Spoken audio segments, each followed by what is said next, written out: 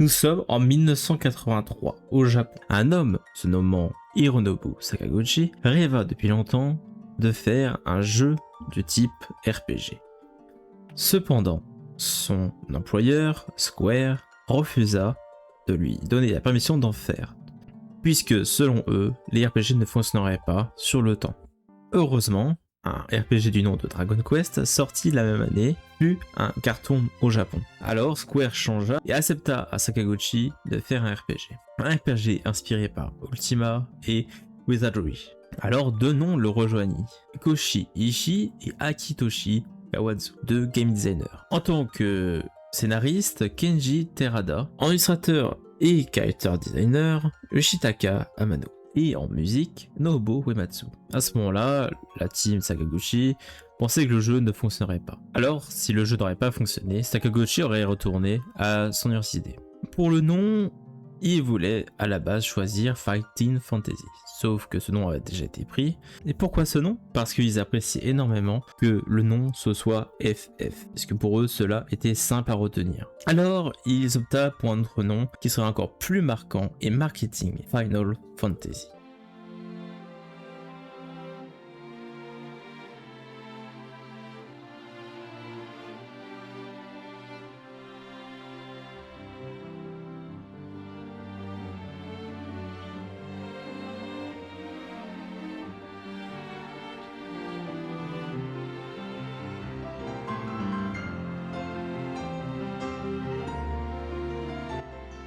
Et bien salut à tous et bienvenue sur cette vidéo. Aujourd'hui sort enfin ma grosse vidéo. Je suis désolé pour l'attente, mais enfin elle est là. Et aujourd'hui je voulais vous évoquer Final Fantasy 1 et plus précisément l'univers de Final Fantasy 1. Aujourd'hui sur cette vidéo nous allons parler de l'histoire de Final Fantasy et de son univers, chronologiquement, c'est-à-dire le point le plus haut passé qu'on puisse explorer jusqu'au point le plus au futur qu'on peut aller. J'espère que vous avez vraiment apprécié cette vidéo. Prenez ce que vous voulez et écoutez tranquillement le récit que je vais vous raconter.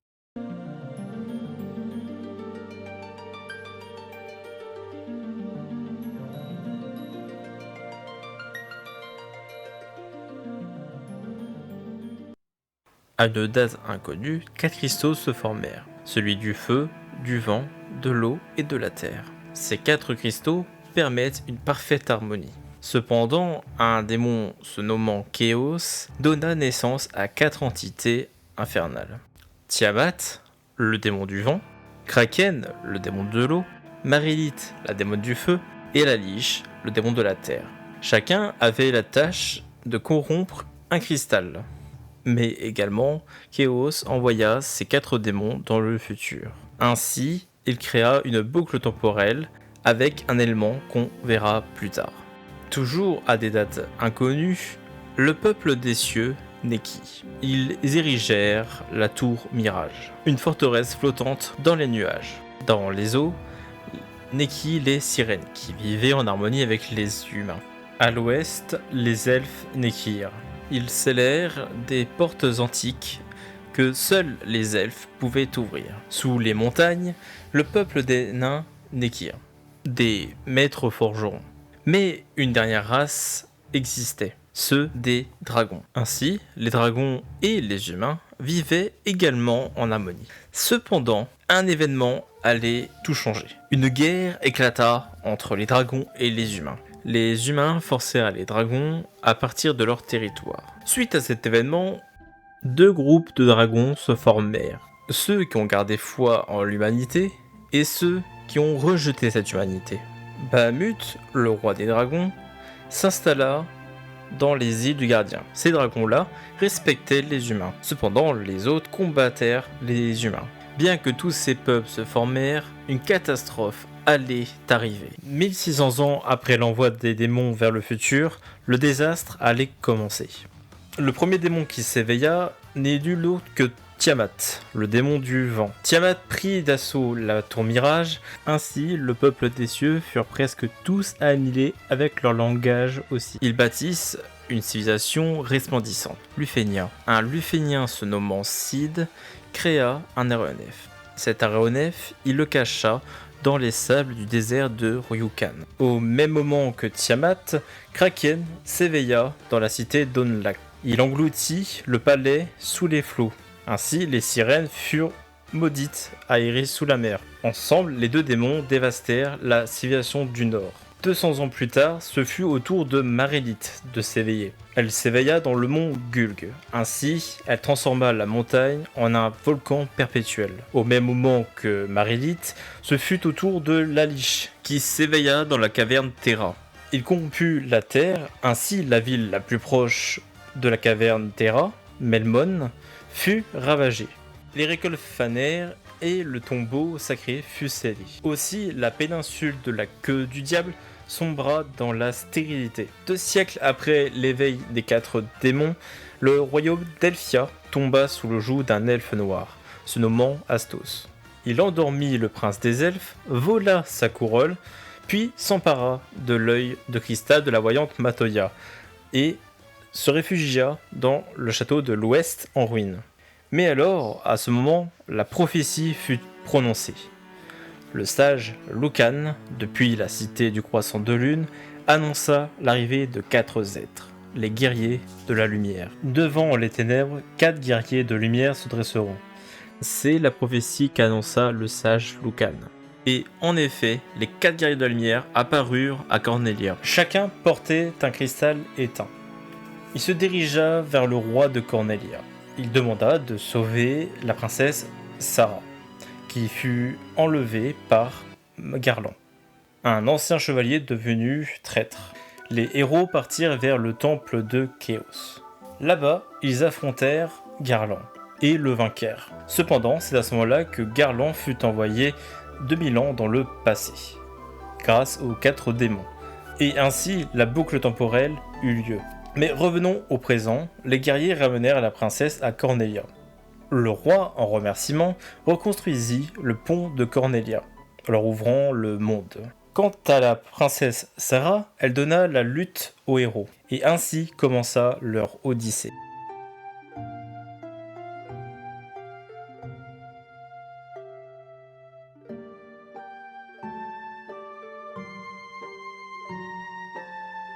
Dans la cité portuaire de Pravoka, ils vainquirent les pirates de Baï et prirent leur navire. Leur chemin se dirigea à Elphia. Ils apprirent la malédiction qui plongea le prince des elfes dans un profond sommeil. En traquant Astos, ils le vainquirent et rapportèrent l'œil de cristal à Matoya. En échange, la vieille voyante leur offrit un élixir capable de réveiller le prince. Une fois ranimé, ce dernier leur remit la clé des anciens sceaux, ainsi que la poudre de nitro. Les guerriers de la lumière confièrent alors cette poudre aux nains, qui s'en servirent pour faire exploser un passage à travers les montagnes.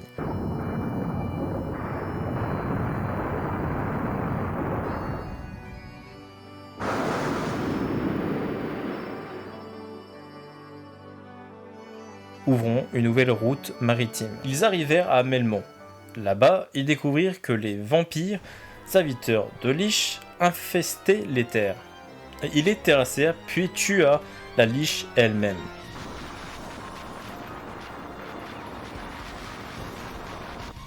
À ce moment-là, ils restaurèrent le cristal de la terre. Puis, guidés par une rumeur, ils se dirigèrent vers le mont Gulg. Là-bas, ils affrontèrent Marélite, la démone du feu. Après leur victoire, ils restaurèrent le cristal de feu. Ensuite, ils découvrirent l'aéronef oublié dans le désert de Ryukan.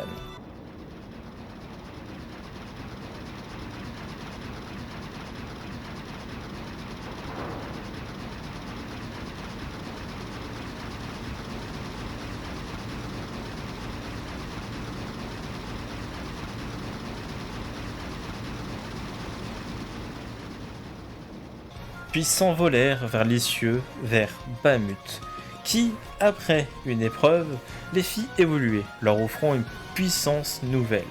Ils explorèrent la grotte de la cascade, et rencontrèrent un robot ancien, qui leur confia le roc stellaire. À Gaïa, ils libérèrent une fée, qui leur donna l'oxygène. leur permettant de plonger vers le palais de l'eau. Là, ils affrontèrent Kraken et récupérèrent la pierre Rosetta. En même temps, ils restaurèrent le cristal de l'eau. Grâce à Une, un érudit de Helmond, ils apprirent la langue lufénienne et accédèrent à Lufénia. Là-bas, ils apprirent comment utiliser la roque stellaire. C'était une clé pour activer la tour Mirage et accéder à la forteresse volante. Ils apprenèrent aussi que les Luféniens avaient envoyé 5 guerriers auparavant, mais qui n'ont donné aucune trace d'existence depuis. Quand ils arrivèrent à la forteresse volante, ils terrassèrent Tiamat. À ce moment-là, les 4 cristaux furent purifiés. Mais une vérité apparut. Relier leur emplacement relevait le temple de Chaos. Les sages de la cité du croissant leur révélèrent que Garland, devenu Chaos, avait façonné une boucle temporelle depuis le passé. Les guerriers s'enfoncèrent dans le temple de Chaos. Cependant, en entrant dans le temple, ils découvrirent le labyrinthe du temps et affrontèrent Chronodia, le seigneur du temps, qui testa la force des guerriers de la lumière. Une fois vaincus, ils retournèrent au temple des Chaos, puis se rendirent 2000 ans dans le passé grâce à leurs cristaux de nouveau activés. Grâce à la lutte, ils ouvrirent le chemin. Ils affrontèrent une dernière fois les 4 démons, qui avaient eux aussi retourné dans le passé grâce à Chaos. Puis Garland apparut, se révélant dans sa forme ultime, Chaos. Le combat fut titanesque, mais la lumière l'emporta.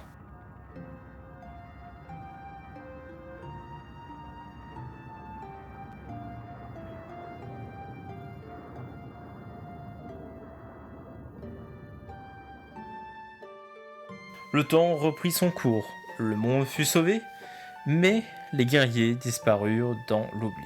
Ni statue, ni chant, juste une légende transmise en murmure à ceux qui osent encore croire en la lumière. Comme vous le voyez, Final Fantasy 1 n'a pas tant d'histoire ou de lore développé, ce qui est normal puisque c'est le premier Final Fantasy du Square. Et l'univers de Final Fantasy 1 a pas mal été développé depuis, notamment avec le jeu qu'on va voir maintenant, un jeu sorti en 2021, Stranger of Paradise.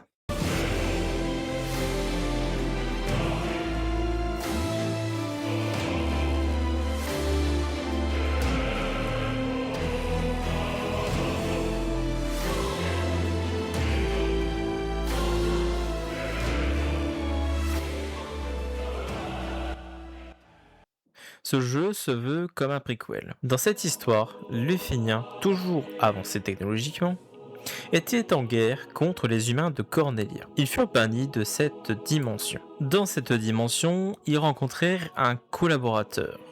Celui-ci créa le monde idéal pour les Luféniens. Étant un peuple croyant à l'équilibre entre la lumière et les ténèbres, ils découvrirent que cet équilibre était menacé par les ténèbres. Avec l'aide du collaborateur, les Luféniens acquirent le pouvoir de réinitialiser le monde et de créer une boucle temporelle. La seule condition des collaborateurs était de transférer l'énergie reçue des boucles temporelles vers lui. Alors les Luféniens commencèrent un projet, le projet Stranger. Ils commencèrent à mettre les 4 cristaux afin d'équilibrer la lumière et les ténèbres. Également, ils ont envoyé des ténèbres dans ce monde ainsi que des héros faisant appeler héros de la lumière afin de combattre ces ténèbres, afin de garantir leur vision paradisiaque de l'équilibre entre la lumière et les ténèbres. Également, ils ont pris l'elfe Astos et l'ont modifié en tant que surveillant des héros de la lumière. Et c'est là où nous allons rencontrer les héros de cette histoire, Jack Garland. Alors, afin de garantir cette haine envers Chaos et les démons, les Luféniens donnèrent des cristaux noirs à tous les héros de la lumière, c'est-à-dire Jack, Ash, Néon, Sophia et Jet. Ces cristaux noirs permettent de voler les souvenirs des héros aux Luféniens. Également, cela donne une haine envers Chaos. Et cette haine est artificielle. Afin de faire leur objectif, Astos, qui devena ami avec Jack, détestait le fait qu'ils oubliaient à chaque fois leurs souvenirs. Alors, il décida de se rebeller, mais nous en parlerons plus tard. Dans une des itérations, Jack donna son cristal noir à la princesse Serra, à qui il était amoureux, et également elle était amoureuse, pour qu'un jour, Jack se souvienne de ses souvenirs. Alors dans l'histoire qu'on suit, Jack Garland est énervé contre Chaos. Alors il décide avec Jed et Ash d'affronter Garland qui se trouverait aux ruines de Chaos. Alors il décide de se diriger là-bas. À la salle de trône du ruine de Chaos, ils trouvèrent Garland. Un combat commença et Jack explosa facilement Garland. Sauf que si vous avez bien suivi, je dis bien Jack Garland depuis le début, puisque Garland est Jack. Donc la personne qui est en face de lui n'est pas Garland, mais Néon, une autre guerrière de la lumière. Elle a pris cette forme parce que Néon découvrit la vérité, que Chaos n'exista pas. Alors, elle décida de devenir Chaos. Ainsi, elle est devenue Proto-Chaos, qui est le stade que Garland se transforme avant Chaos.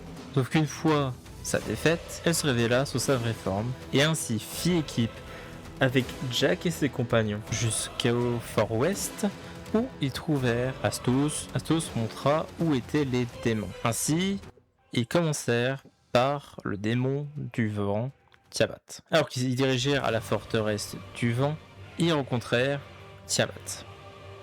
Là-bas, ils le battèrent. Sophia apparut d'un coup. Si vous vous rappelez du projet Stranger, en réalité, les Féniens firent une erreur. En mettant des ténèbres dans le monde, ils firent un échec. Au moment où ils mirent les ténèbres, cela avait créé Tiamat. Ainsi, c'est pour ça qu'elle apparut devant Jack une fois la défaite de Tiamat. Par la suite, Jack et ses compagnons, qui recrutèrent Sophia, se dirigea vers les autres démons. Par la suite, ils bâtirent la Liche, ainsi que Marguerite et le Kraken. Une fois les 4 démons vaincus, ils se redirigèrent vers Cornelia. Une fois là-bas, les terres craquèrent, les terres devenaient infertiles, les flammes surgirent, les eaux ravagèrent les cultivations. Ainsi, des catastrophes apparurent dans le monde. Alors la faute a été mise sur eux. Sauf qu'au moment où ils arrivèrent à Cornelia, des pirates arrivèrent à Cornelia et ainsi attaquèrent les habitants. Garland protégea les habitants. Et ainsi, il dut affronter Bike, un capitaine corsaire. Sauf que cela était étrange puisqu'il était entouré d'une aura ténébreuse, mettant en avant que les humains peuvent tomber dans les ténèbres et ainsi se transformer en monstres. Une fois quitté Cornelia, ils tombèrent sur des chauves-souris. Ces chauves-souris étaient en réalité des Luféniens, qui étaient transformés par Astos qui commençait à se rebeller, comme dit précédemment. Les Féniens guidèrent Jack vers la tour ancienne. Là-bas, il découvrit la vérité. Jack se souvint de son passé. Ainsi, il accusa Astos de le trahir, de reporter leurs moindres faits et gestes à ses supérieurs. Jack trouva Astos dans le continent obscur, alors ils se confrontèrent.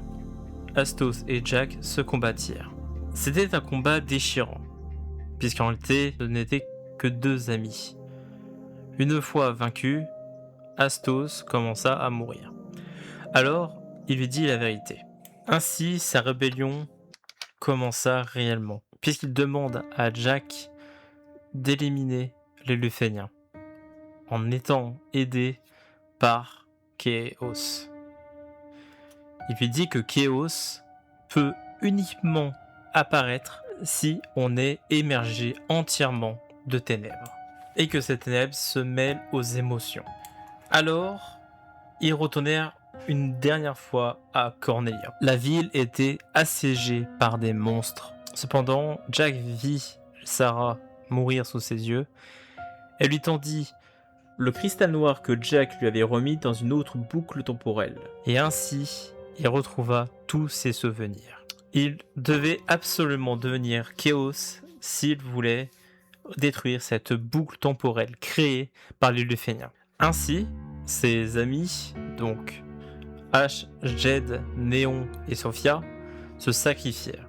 Ils combattirent Jack et ainsi mourut par le coup de Jack. Ainsi, avec l'accumulation de la mort de Sarah plus de ses compagnons, il tomba dans les ténèbres entiers. Alors, il se dirigea une dernière fois aux ruines de Chaos.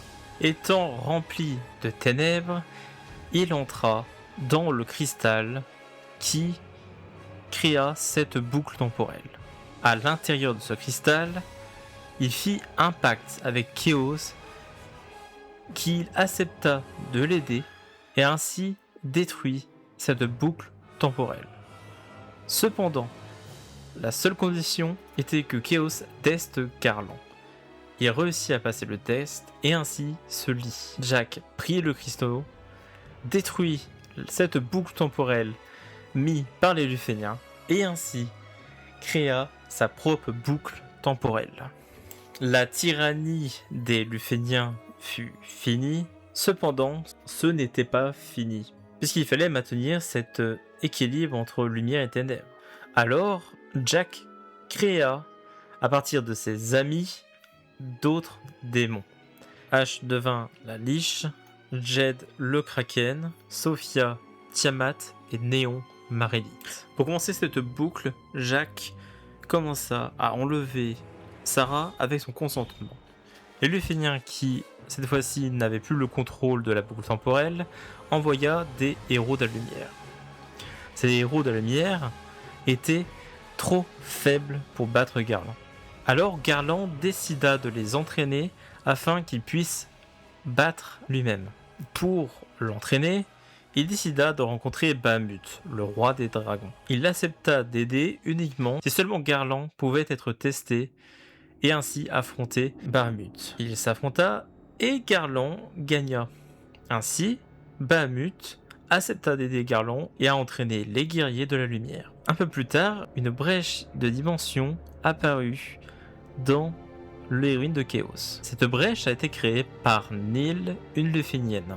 Elle envoya en premier lieu Gilgamesh, qui ne savait pas ce qu'il faisait là, un vagabond temporel, mais également une sentinelle très puissante. Mais Garland réussit à la détruire. Il demanda également au Tombéry de donner Excalibur aux nains. Ainsi, les gardes de la lumière pourront battre Garland. Mais comme les brèches temporelles étaient toujours présentes, Jack décida d'enquêter sur ces brèches. Alors, il se fit aider par Sid, un Moog. Ce Sid aida Garland à trouver le responsable. Et ainsi, dans le lieu suspecté par Sid, il trouva un personnage étrange. Ce personnage se faisant appeler Empereur, qui viendrait d'une autre dimension où les conflits ne s'arrêtent jamais. Également, Sid viendrait de cet endroit, de cette même dimension.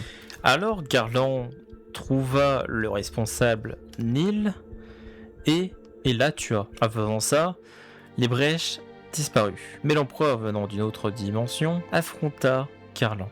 Garland réussit à le battre et à le renvoyer dans sa dimension d'origine. Sid remercia Jack et ses compagnons et partit également. Mais une chose était bizarre puisque l'empereur avait mentionné que Jack n'était pas le même que celui-là qu'il connaissait. Apparemment, l'empereur connaissait Garland, mais un autre Garland, pas de la dimension dont on parle actuellement. Alors, un dernier combat s'apprêta à commencer, où deux destins exista. L'une où Jack gagna, alors la boucle temporelle recommencèrent à nouveau, et l'autre où les guerriers de la lumière réussissent à vaincre Garland, et ainsi cela mène à l'histoire de Final Fantasy 1.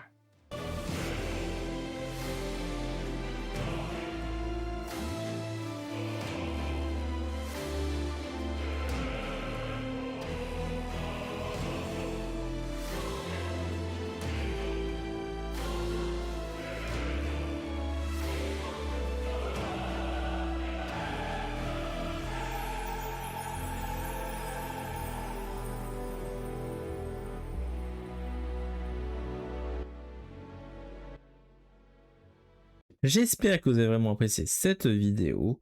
Si c'est le cas, faites-le moi savoir. Partagez cette vidéo et commentez, selon vous, qu'est-ce qu'il faut améliorer, qu'est-ce qui est bien, s'il vous plaît. Faites-moi savoir ce qui vous a plu, pas plu, et comme ça, je pourrais peut-être m'améliorer plus tard. Je voulais également rajouter que le moment où je parle du monde où les conflits ne s'arrêtent jamais, dans Stranger of Paradise, évidemment, cela fait référence à Dissidia pour ceux qui connaissent un peu. Sauf que je ne voulais pas l'inclure ici, alors qu'en réalité, on peut dire que c'est une sorte de séquelle, si on veut, vraiment, si on veut. Je vais également l'évoquer dans une autre vidéo parce que je trouvais ça plus cohérent lorsque j'aurais parlé de chaque personnage de des univers de fantasy qui apparaît dans Dissidia. Également, j'ai eu beaucoup d'aide de la part de Chronos sur Stranger of Paradise, alors je le mettrai dans la description puisque il a entre guillemets participé à cette vidéo sans forcément y parler, mais il a vraiment participé à cette vidéo. Alors ça me semble logique de le mettre dans la description. Voilà. Ensuite, au niveau des artworks et des illustrations, je les ai pris de l'Ultimania qui est sorti pour les 35 ans, puisqu'ils ont mis tous les artworks de Abado et du coup je m'en suis servi comme capture pour faire référence à vous. Concernant les contextes historiques, évidemment, je suis renseigné sur internet. Et un dernier point, le nom des personnages que vous voyez dans Final Fantasy 1 sont des noms tirés du livre qui est sorti pour les 25 ans de Fantasy 1. Évidemment, je parlerai des autres Final Fantasy. Ça ira plus vite puisque Final Fantasy 2 et quelques-uns après iront beaucoup plus vite parce qu'il n'y a pas tant de choses à savoir. Et vous en faites pas, dans quelques mois, vous les aurez. Également, je voudrais rajouter que je ferai un stream Twitch pour en parler de cette vidéo. Votez dans les sondages sur YouTube, Twitter et Discord pour quand est-ce que vous voulez que je fasse ce stream. Je ferai un stream de questions-réponses de votre part. En tout cas, je vais du coup m'arrêter ici et conclure. J'espère que vous avez vraiment apprécié cette vidéo et je vous dis à la prochaine. Bye.